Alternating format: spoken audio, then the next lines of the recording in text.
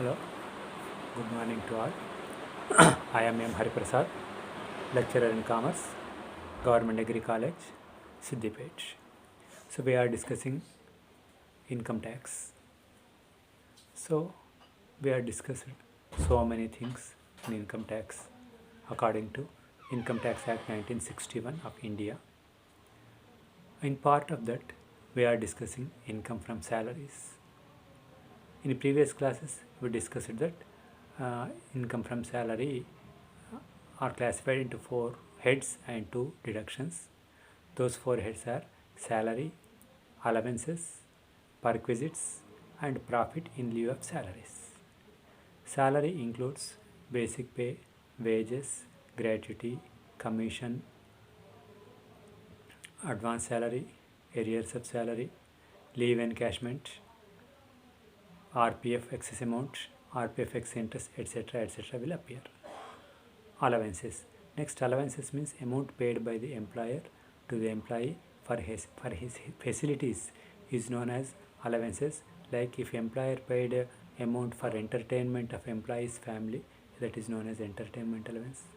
If employer paid amount for house rent of the employee, that is known as house rent allowance. If employer paid amount for medical expense of employee, that is medical allowances.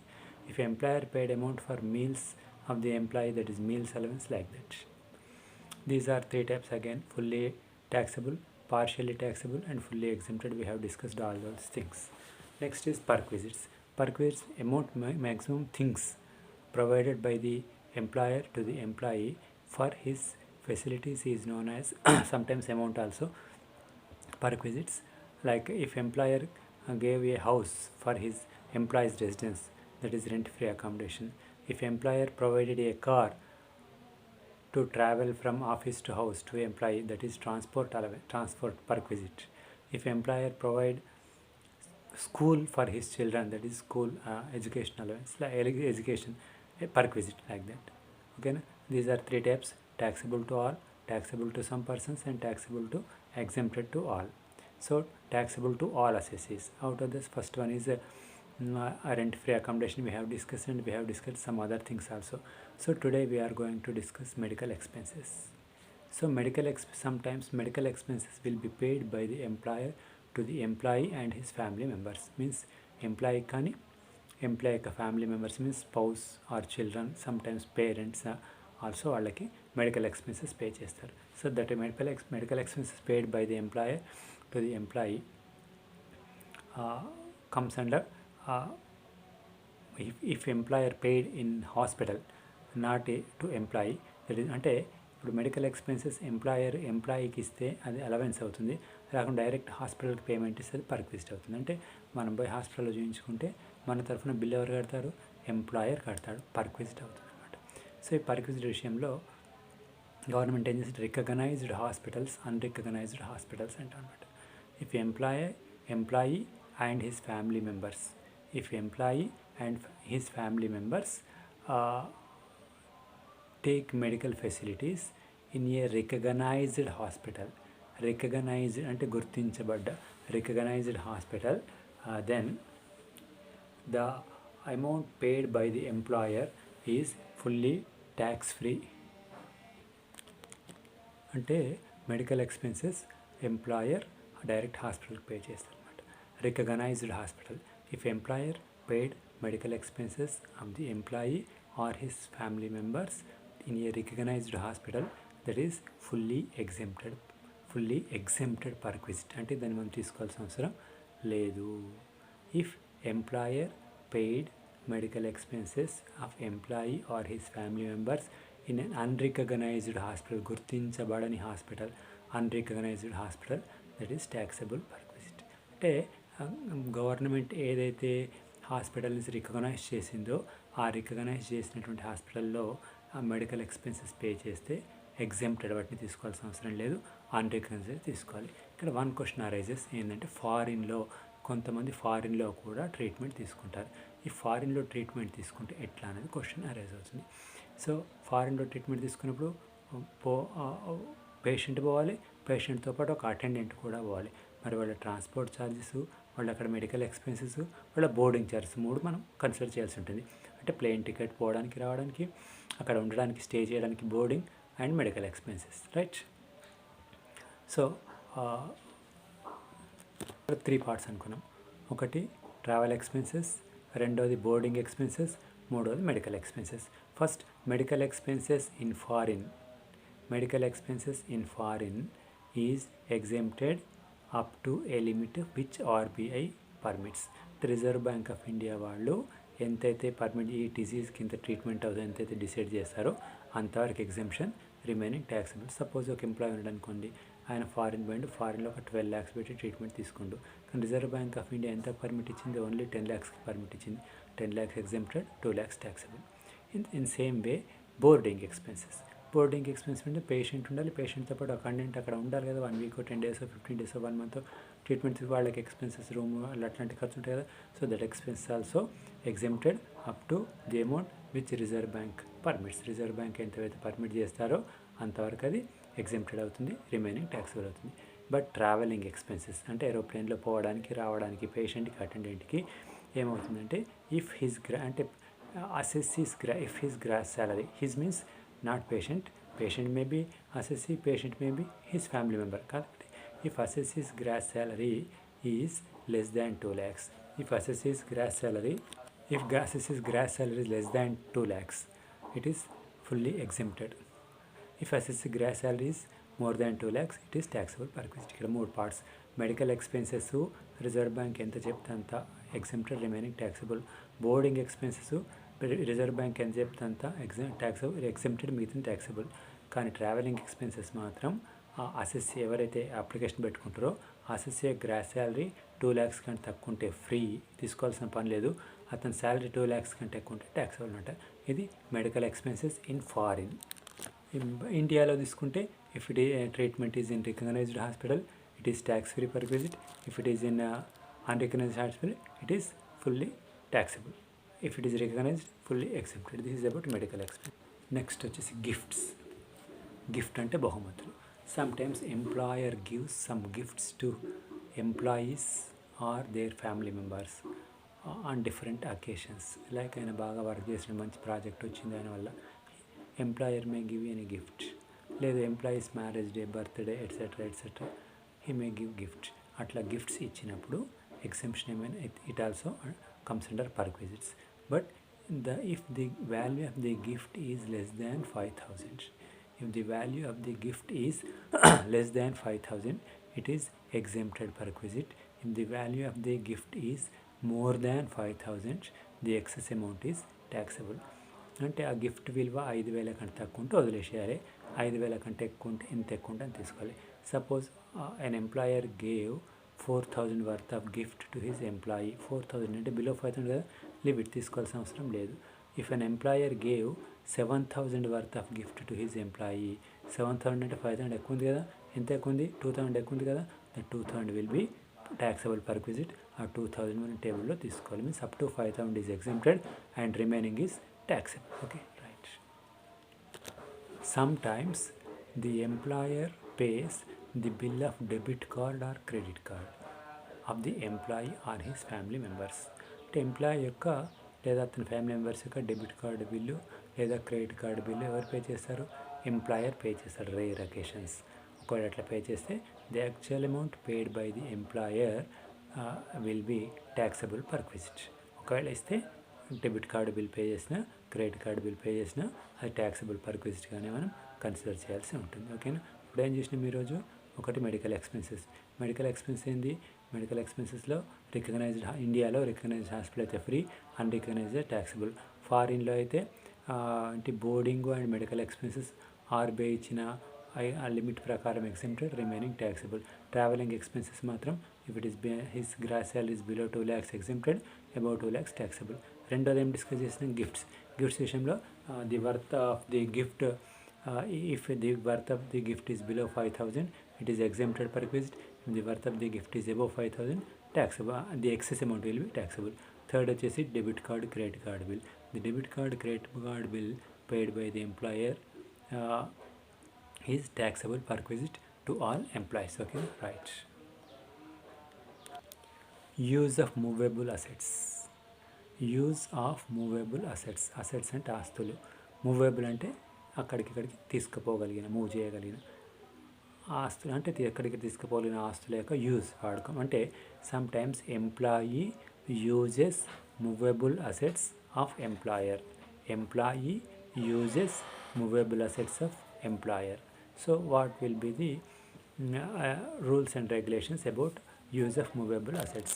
If the movable asset used by the employee, then the asset nature of the asset should be known. If the nature of the asset, it may be employer's own asset, or if the asset is hired asset. If it is owned asset of the employer, అంటే employer యొక్క తన సొంత car లేదా సొంత bike,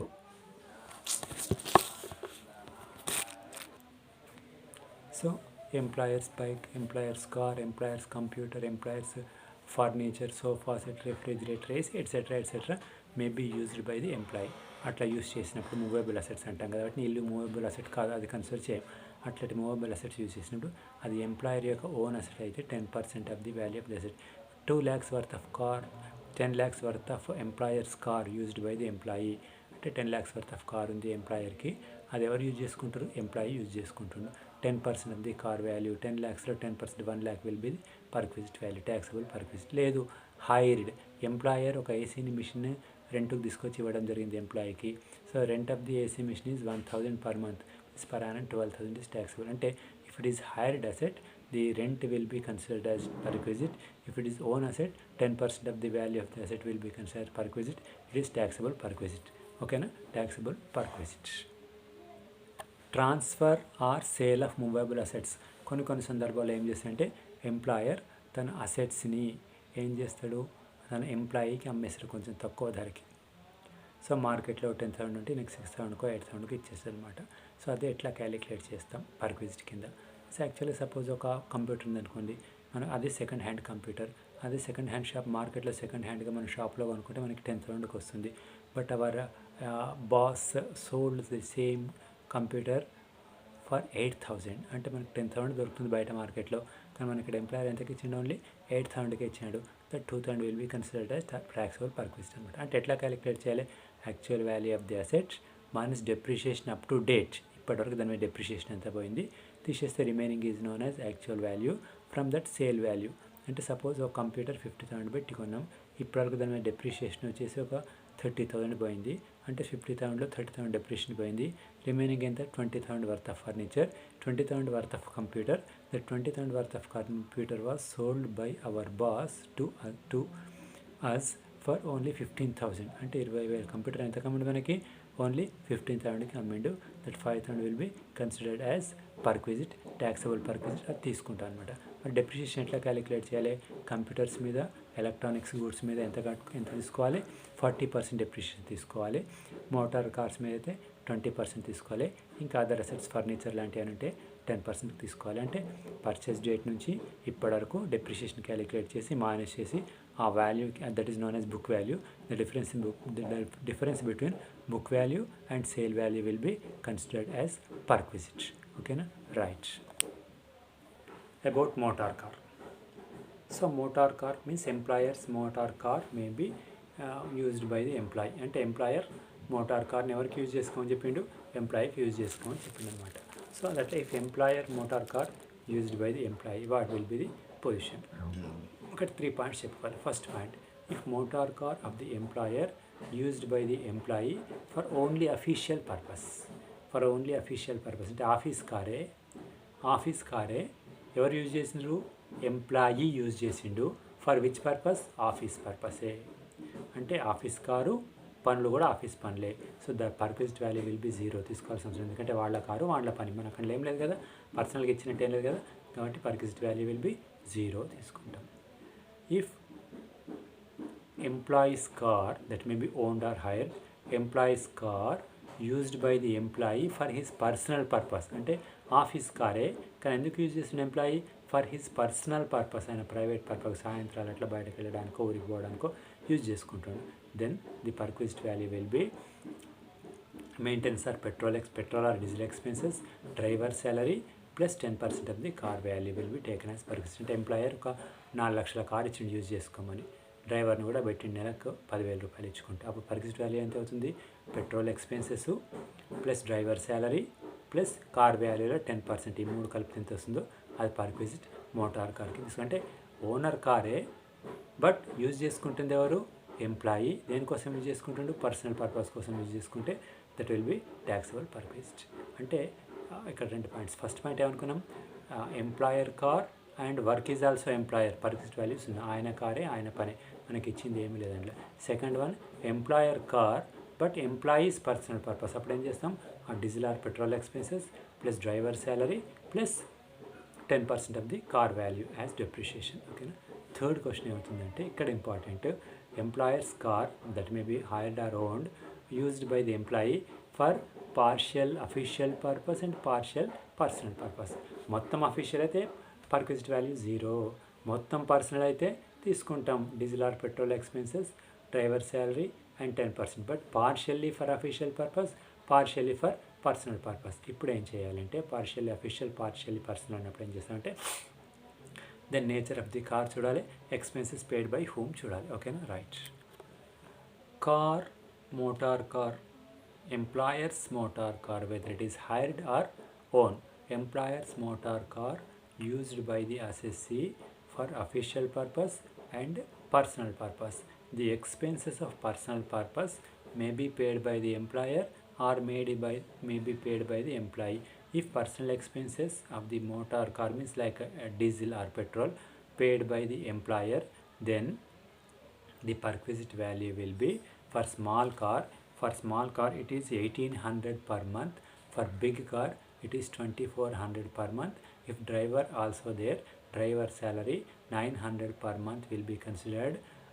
Without it, actual driver salary will not be considered. అంటే employer car ఇచ్చిండు పర్సనల్గా వాడుకోవడానికి, అఫీషియల్గా వాడుకోవడానికి. ఆఫీస్ ఖర్చులు ఆఫీసే పెట్టేసింది. ఈయన పర్సనల్గా తిరగడానికి పెట్రోల్ లాంటి డీజిల్ లాంటిది కూడా ఓనరే పోయిస్తే అప్పుడు అది స్మాల్ కార్ అయితే ఎంత తీసుకోవాలి? 1800 పర్ మంత్ తీసుకోవాలి పర్క్విజిట్ వాల్యూ. అది బిగ్ కార్ అయితే తీసుకోవాలి 2400 పర్ మంత్ తీసుకోవాలి. దీంతో పాటుగా డ్రైవర్ని కూడా ఇచ్చినట్టయితే డ్రైవర్కి 900 పర్ మంత్ తీసుకోవాలి. సపోజ్ డ్రైవర్కి నేను నెలకు 2000 ఇస్తానంటే కన్సిడర్ చేయండి, 2000 ఇచ్చుకో, 2 లక్షలు ఇచ్చుకో, ఆ సంబంధం లేదు. Only 900 per month. అంటే స్మాల్ కార్ అంటే 1800 per month plus 900 if driver is there. For big car 2400 per month plus 900 if driver is also there. ఏది if expenses paid by the home employer అంటే 1800 per month అంటే ఎంత అవుతుంది? 12 into 1800 21,600 అవుతుంది. 21,600 plus 10,800. For big car 2400 per month 24,000 some change అవుతుంది plus 10,800 driver salary. If expenses paid by the employee, ఖర్చులు employee పెట్టుకుంటే ఎంత అవుతుంది? For small car it is 600 per month and for big car 900 per month and expenses of driver same 900 per month will be considered. Okay, అంటే ఖర్చులు యజమాని పెట్టుకుంటే చిన్న కారుకు 1800, పెద్ద కారుకి 2400. ఖర్చులు ఉద్యోగం పెట్టుకుంటే చిన్న కారుకు 600, పెద్ద కారుకు 900. డ్రైవర్ని కూడా ఉన్నట్టయితే డ్రైవర్ జీతం కూడా ఇచ్చినట్టయితే డ్రైవర్ జీతం నెలకు 900 కింద లెక్క పెట్టాల్సి దాన్ని పర్క్విజిట్ కింద తీసుకుంటాం. ఓకే, మరి ఇక్కడ స్మాల్ కార్ బిగ్ కార్ అంటున్నాం. స్మాల్ కార్ బిగ్ కార్ ఎట్లా కన్సిడర్ చేస్తాం? సీటింగ్ కెపాసిటీని బట్టి 4 కూర్చునే కారా, 6 కూర్చునే కారా, 10 మంది, not on seating capacity, that is the machine capacity అనమాట. If the capacity of the engine is below up to 1600 cc, that will be considered as small car. If the capacity of the engine is above 1600 cc, that will be considered as big car. అంటే 1600 cc కంటే తక్కువ ఉంటుంది దాన్ని small car అంటాం, 1600 కంటే ఎక్కువ ఉంటే దాన్ని బిగ్ కార్ అంటాం. This is about motor car. Motor car గురించి 3 పాయింట్స్ మనం గుర్తుపెట్టుకోవాలి. ఫస్ట్ పాయింట్ ఏంటి?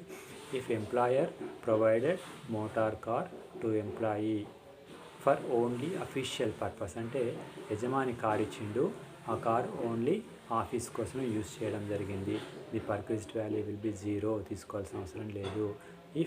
Second point, if employer provided motor car to employee, if employer provided motor car to employee for personal purpose, అతని వ్యక్తిగత అవసరాల కోసం car ఇచ్చినట్టయితే the amount of perquisite is diesel or petrol expenses plus driver salary ఎంత ఉంటంత plus 10% of the car value will be considered as perquisite. ఎంత అవుతుందో అది మనం పర్క్విజిట్ అనే హెడ్లో మోటార్ కార్ అనే సైడ్ హెడ్లో తీసుకోవాల్సి ఉంటుంది.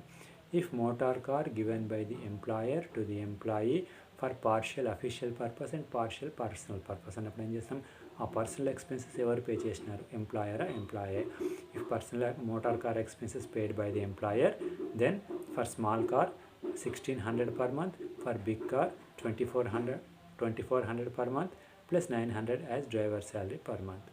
If expenses incurred by the employee only, ఆయన ఎంప్లాయీ అయిన తర్వాత ఖర్చుల కోసం పెట్రోల్ పోసుకుంటూ, then for small car it is 600 per month and for big car it is 900 per month plus driver salary also 900 per month will be considered as perquisite. So today we discussed 6 perquisites. First we discussed is medical expenses. If medical expenses paid by the employer to the employee or his family members in a recognized hospital, it is tax-free perquisite, need not to take. If employer paid medical expenses in unrecognized hospital, it is taxable perquisite. Okay, if it is in India.